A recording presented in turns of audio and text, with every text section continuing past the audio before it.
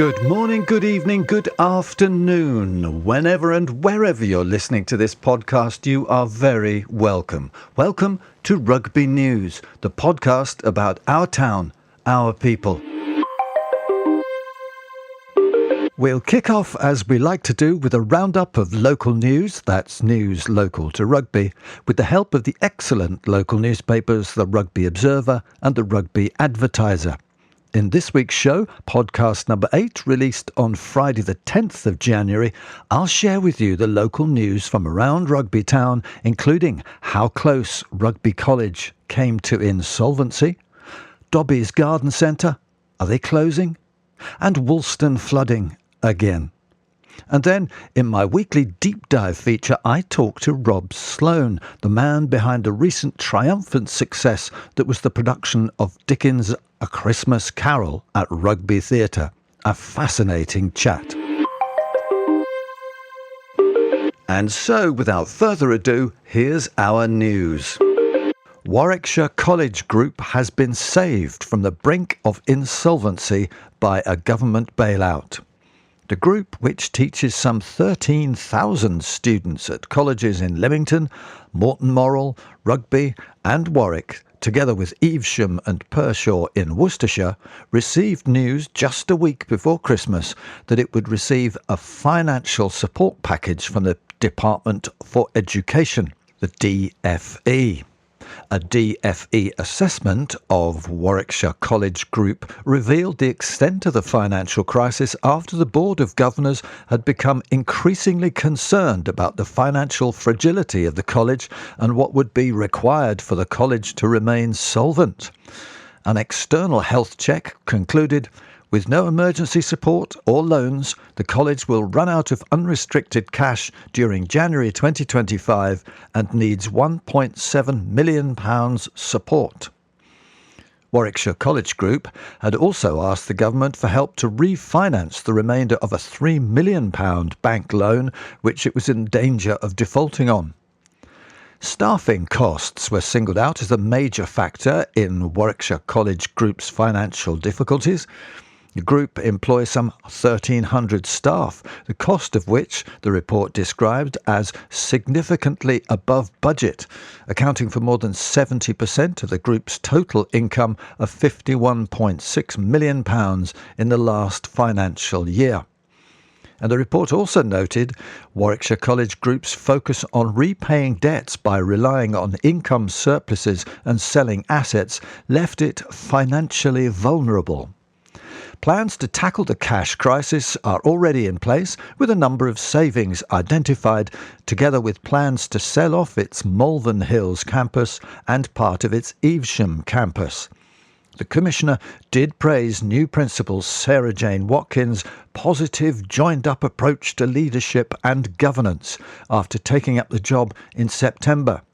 And the assessment did conclude Warwickshire College Group should overcome its financial problems with careful management. The rumours are true. Hobbies Garden Centre near Rugby is closing at the end of January, but will reopen under a new owner. A spokesperson said the Straight Mile site and its staff would transfer to a new garden centre operator. Hobbies announced last September that they were launching a restructuring plan to build a strong platform for a return to sustainable profitability. Following the approval of the restructuring plan and discussions with the landlord, our Rugby site will transfer to a new garden centre operator with colleagues at the end of January. Thank you to all our colleagues, customers and suppliers who have supported us during this ongoing process. Last weekend was so wet with rain and more rain. And at the height of it all, on Monday the 6th, Warwickshire firefighters dealt with 45 emergency calls and rescued 12 people from flood-related incidents across the county.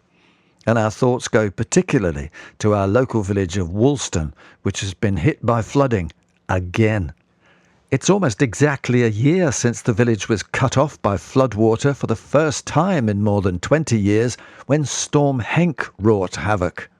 John Slinger, MP for Rugby, visited the village on Monday and said the area showed what a strong community it is, with people coming together to help one another in their time of need. He observed that clearly the management of the flood risk in this area is not working properly, given that this is the second flooding incident in a year. Some of the residents I spoke to have only moved back into their homes this summer. I will be taking up residents' concerns with the authorities and hope to raise some of the issues with ministers in the House of Commons. Now, I love a cliché as much as the next man, and this story is full of it. The papers reported that the chief executive of Rugby Borough Council is stepping down from her role. Manny Ketley has decided to take a career break following 20 years of loyal service to the council in 6 different roles. She said, "After 20 years here at Rugby Borough Council, it's time to move on, and I'm looking forward to taking a break, spending more time with my family and exploring different opportunities. Starting out in a finance team leader position, I never imagined I would progress to Chief Financial Officer and then Chief Executive Officer in the same organisation, but I've always been well supported to progress my career, and I encourage all colleagues to take those opportunities when they come along." Ms Ketley, who stepped into her leadership position just 2 weeks before the first COVID lockdown, was recognised in 2020 for her contribution to the community as part of West Midlands Employers' Everyday Heroes campaign.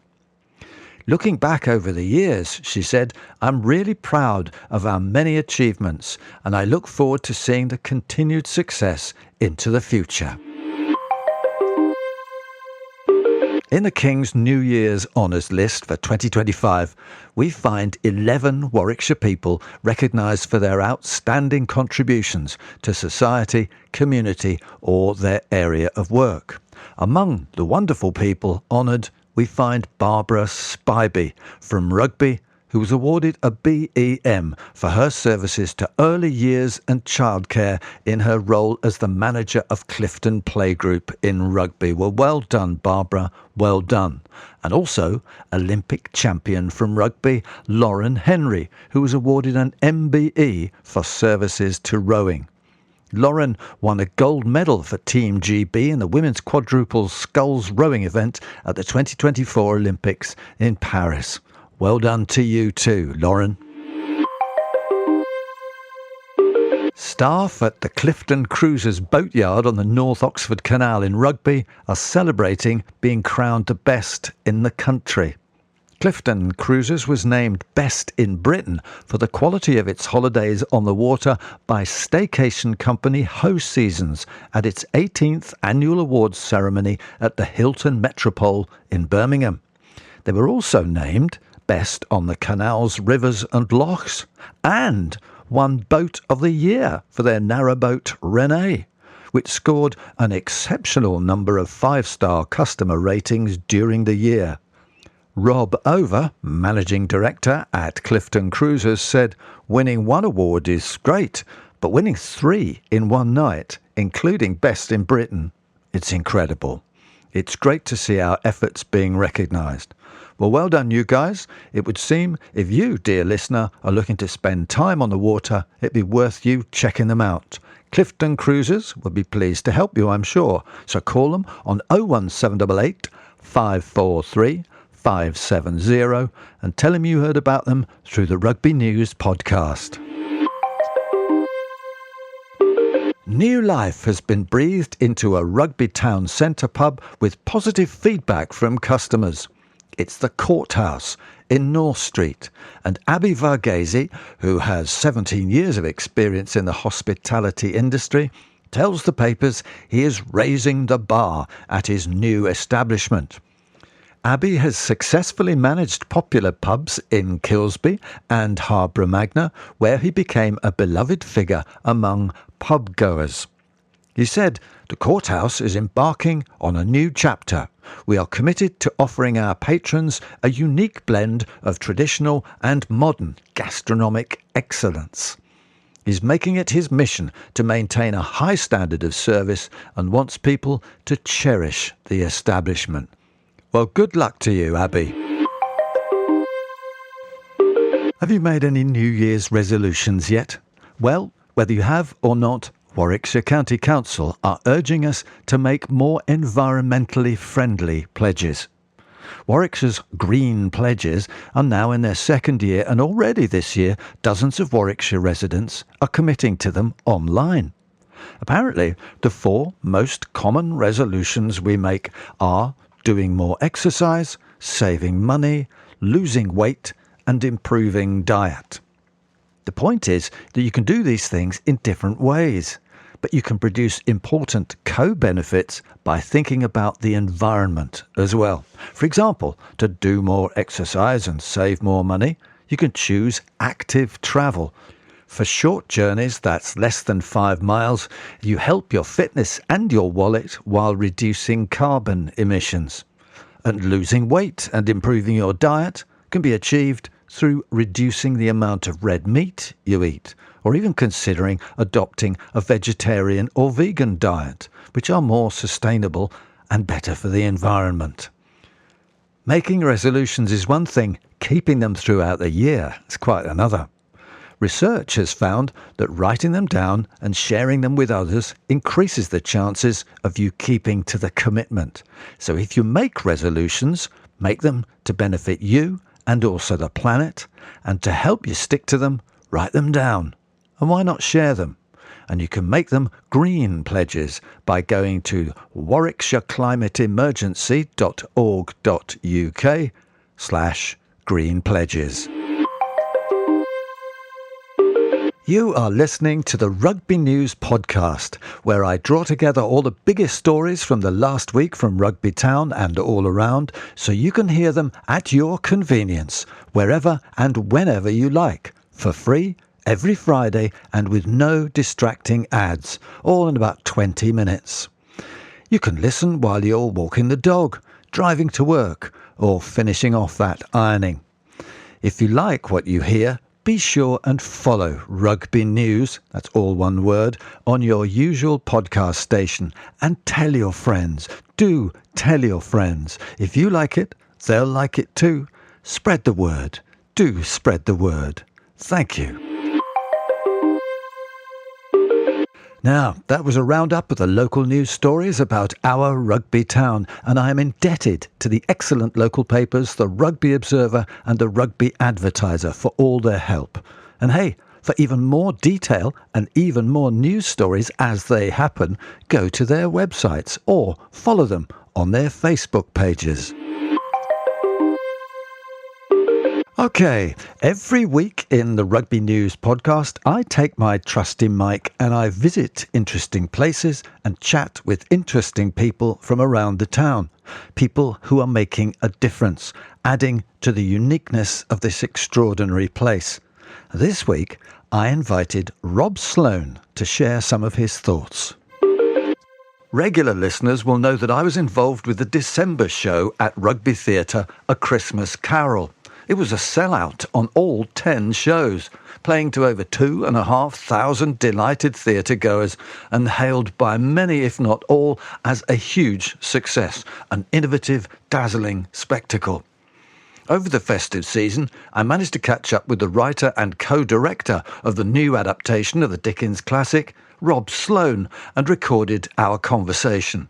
We spoke about what brought him to Rugby Town, his fascinations and frustrations about the place, and how the power of well-told stories may be one way to help build our pride in our Rugby Town. First, I asked him what attracted him to the place. Yeah, so I moved to Rugby in 2005, and I came here because it's always love, isn't it? It's the main reason why people do anything or move anywhere. Mm-hmm. My in-laws lived in Kilsby, so just outside Rugby, and we would travel here up from London probably once every 2 weeks, and so it was great fun to stay over on Friday night, Saturday night, And my wife's mum's an amazing cook, so have great food and loads of alcohol and have a great night. And then I think we've been renting in London for about 7 or 8 years, and we just happened to look at, how much would it cost to move to Rugby? And just couldn't believe that you could get a house for, 100 grand. But then you get the shock of how much is the train fare? Yeah. But then it kind of sort of works out. So we moved in 2005, and things are all relative, aren't they? Because still Rugby is still one of the cheapest places to live in the country, definitely. But I think, I know there are lots of things in the town that people can get down by, but there are so many other things to be really positive about, like, as we've spoken many times. But the creative side, the Rugby Theatre as a place, and the not just the quality of the shows, but the types of shows they put on, I think is outstanding. And I think the great thing for me about Rugby is we know what the place is, and we know what the place is about. I worked in Leamington for 15 years, and that place is beautiful, but there's also quite a pretentious air about it. Okay. Whereas I think Rugby is more real, isn't it? We don't really have. I was about to say we don't have anything to be proud of. You have to sort of search a bit to find the stuff that you think is great about the town and be proud of. Like I say, theatre. But his passion for the theatre and the process of storytelling are clear.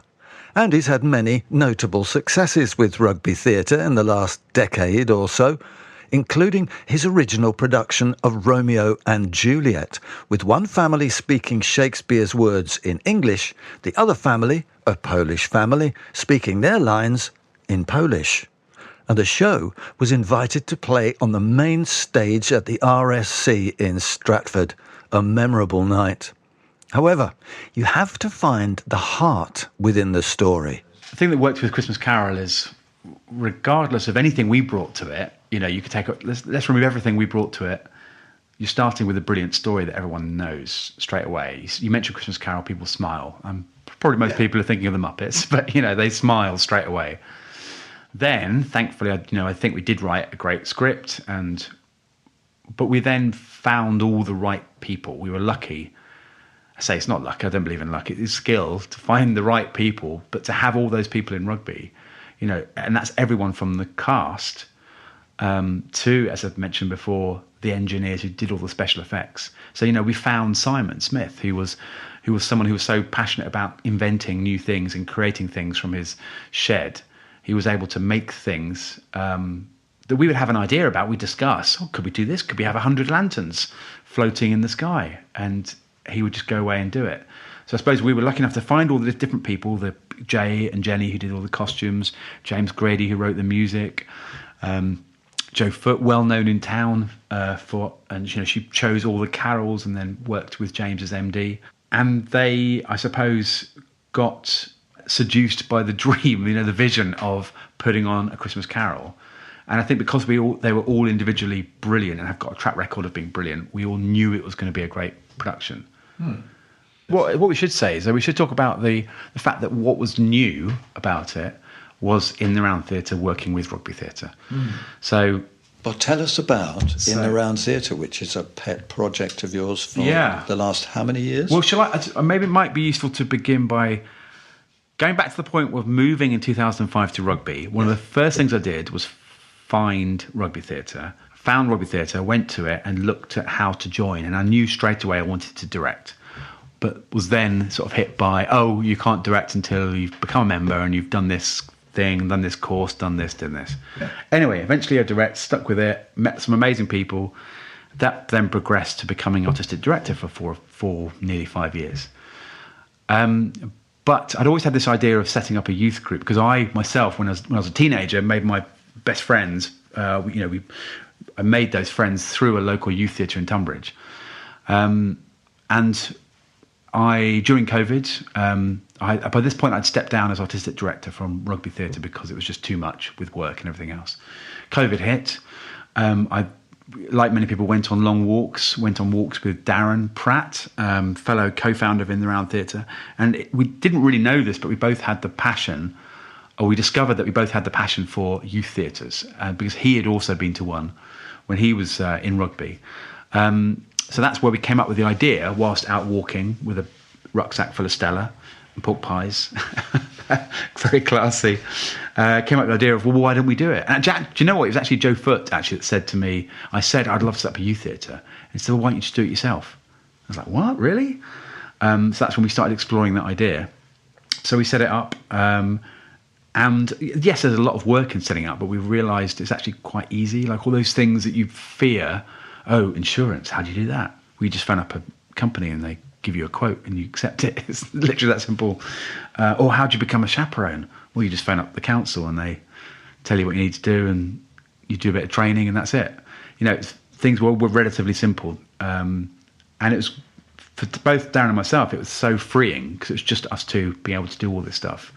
And it's really important that in and around theatre, you know, there are many theatre groups that have sort of sprung up in and around rugby. But we're not a business. Neither Darren or I make any money out of it.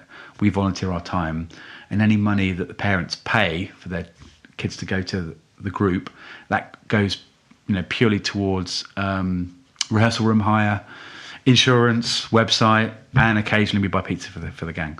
But it goes towards running costs. And we also, what's really important is that we have quite a few subsidised places as well. So if people join, but they are really struggling and they can't afford it, then we have subsidised places because it's money.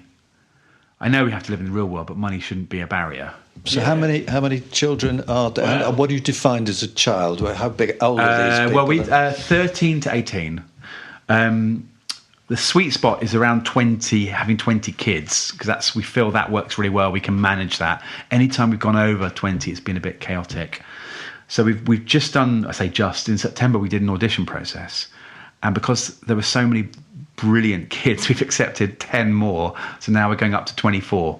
So we've done exactly what we said we shouldn't do and gone over the 20 threshold, and we've got 24.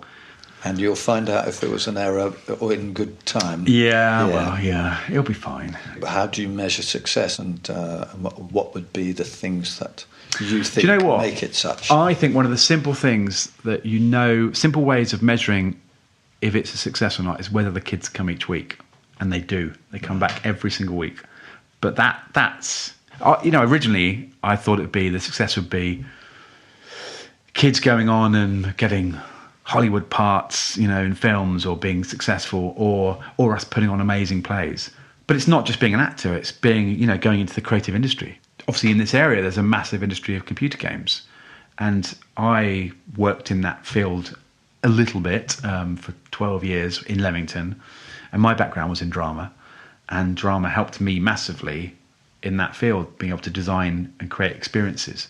So people that come to In the Round, that don't necessarily have to go on and be an actor. They could be a game designer, they could be a coder, they could be an artist, they could be work in film, they could work in anything that's, I suppose, any kind of entertainment media. It also helps you as a human being, doesn't it, to be able to find emotions and define emotions. Well, empathy, isn't it? Yeah. Understanding somebody else. Someone else's viewpoint. That's as we've seen from social media, that's kind of feels like it's been lost. The idea of being able to empathise with someone else. He's keen to find things to be proud of in the town, and it doesn't take much of a search to find that there are many stories about Rugby Town and its historic influence on the world. Whittle and the Jet, Unity Midford, the Hologram, Woodbine Willie, Rupert Brooke, Lewis Carroll, many, many more. But to tell any of the stories in a captivating way, you must find a heart and an angle. The game of rugby, for instance, in 1823. And I'd like to do a bit of research into that about... it was William Webb Ellis, wasn't it? He was the guy who picked up the ball and ran with it, which is a nice phrase. But was it out of defiance? Was he like, I'm fed up playing this stupid game, it's freezing cold, I'm just going to pick it up and run? Or was it, I can't imagine it was a creative idea in his head where he said, I'm going to create a new sport, here we go. Yeah. It was out of a moment of passion, or he's just angry or peed off or annoyed with people or something. Or taking a story of a place and telling it to people is the way. If we have aspirations for this place becoming a tourist attraction, and if we have a hope of saving what there is of the town centre, It's telling people all the stories. So they come to rugby and they have thousands eventually, and some of them are interested in social history, some of them are interested in military history, engineering, sports, Because what's Stratford got? Some bloke who wrote plays. Yeah. End of. Do you know, I wonder whether it's because all these things, they're not very relatable. A jet engine. You have to pause and go, what? Oh, yeah, okay, that's used in a plane, right. And hologram. When have I seen a hologram? I don't know. How is that relevant? Yeah, but it's like a lot of it is... But you have to kind of work hard to get enthusiastic by it. And I think it's because we don't know the human story. Again, same thing with the rugby.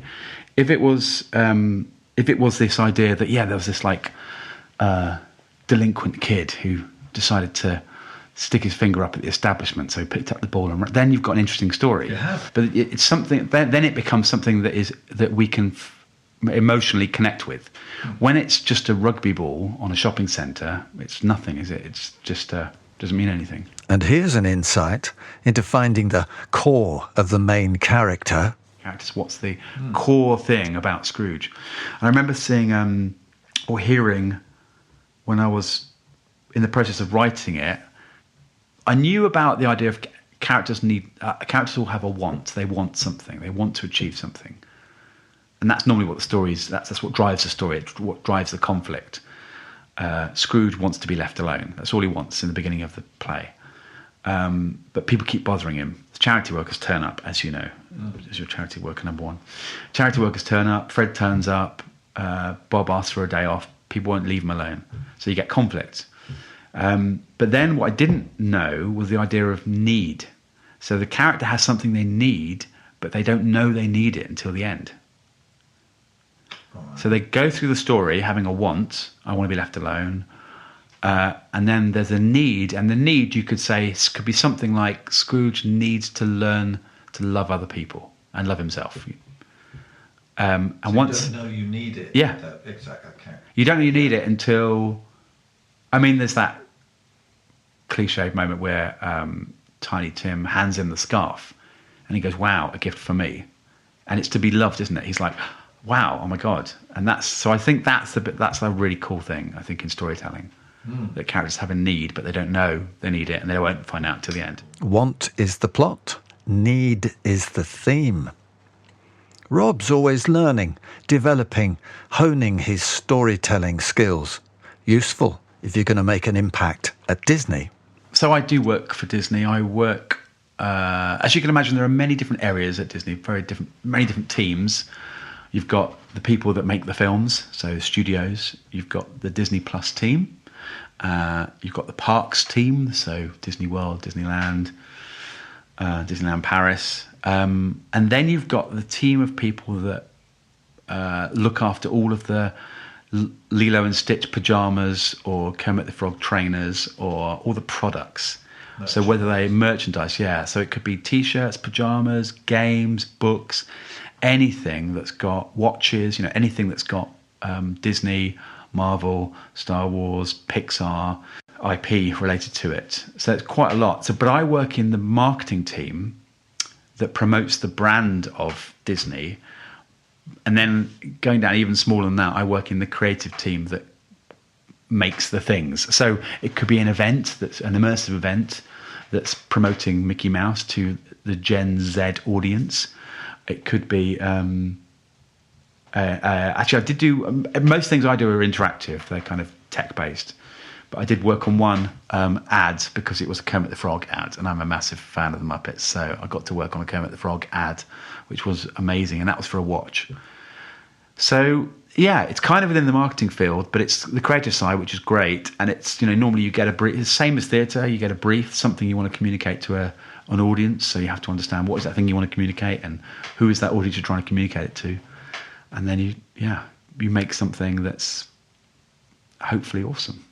So it is brilliant, and I think I'm very lucky to be in this position. I don't believe in luck, do I? I shouldn't say that, but I am very grateful to be in this position.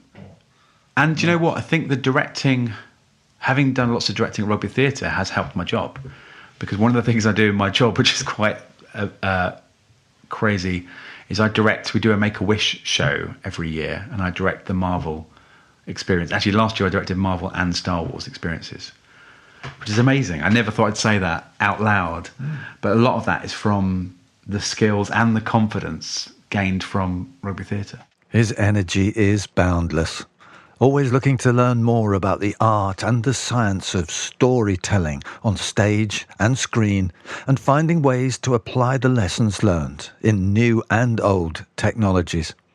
Always with a project on the go, another in the pipeline, searching for the essential truths inside the characters and sharing them with an audience. Well, I'll leave it to others to determine Rob's own wants and needs. All I know is it's an absolute thrill to work with him as he refines those skills. Storytelling. You know, I reckon that if we all knew more about all the amazing stories of this extraordinary town, and there are many, many more than just a bloke who wrote plays, we would have so much to be proud of.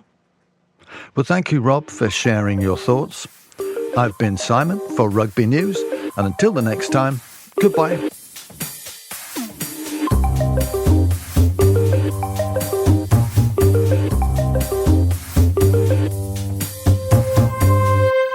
Okay, we've pretty much reached the end of this podcast, and thank you so much for staying with it. I publish it once a week, every Friday morning, so if you click follow next to Rugby News, or one word, on any of the podcast platforms, you should get a notification when a new one drops, so make sure you do follow. As well as the news of Rugby's week, I always have a deep dive, an interview with someone in the local community who's making or trying to make a positive difference, trying to build our community, to enhance the profile of the town, to make us proud of rugby, our town, our people. So if you think of anyone that fits the bill, let me know, please. Email simon.rugby.news@gmail.com. I hope you liked what you heard, found it useful, and you want more. And if you did, others will too. So share the news and spread the word by sharing the Facebook posts and telling your friends about Rugby News, all one word. Any ideas to make it better, of course, let me know. After all, it is your town, your people. Reach me on email simon.rugby.news@gmail.com. Okay, I've been Simon. Goodbye.